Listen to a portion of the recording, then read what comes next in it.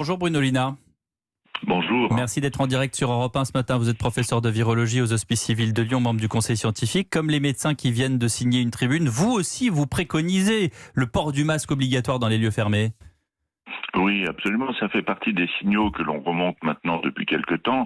Où on voit qu'effectivement, que dans un contexte de levée des mesures de confinement, on observe une recrudescence des nombres de cas.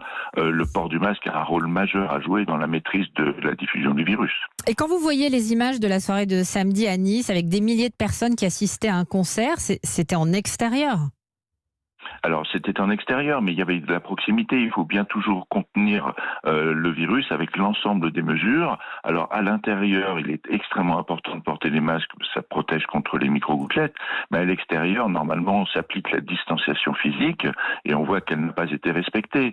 Et quand dans ces conditions, le port du masque devient aussi très important. Donc c'est une prise de risque qui a été faite à Nice, clairement. Et on parlait de la Mayenne au début de ce journal. Le cas de ce département, il vous inquiète? Vous attendez à une recrudescence du virus dans d'autres départements? La Mayenne est en quelque sorte un endroit qu'on surveille très près et qui est une espèce pas de galop d'essai, parce que ça voudrait dire que ça arrivera forcément tout de suite dans les autres départements.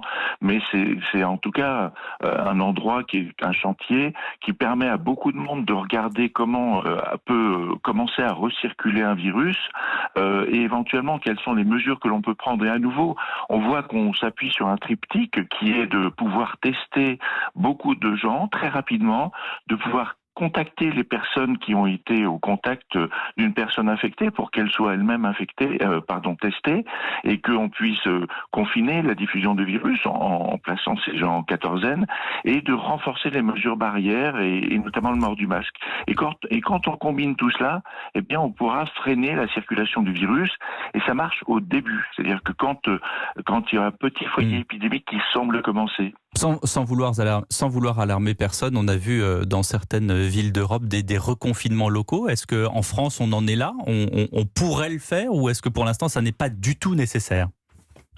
Alors ça fait partie des différents scénarios qui ont été imaginés, de voir si jamais une reprise de la circulation virale dans des espaces relativement restreints, de faire des espèces de zones de confinement ou d'autres méthodes pour contrôler la diffusion du virus.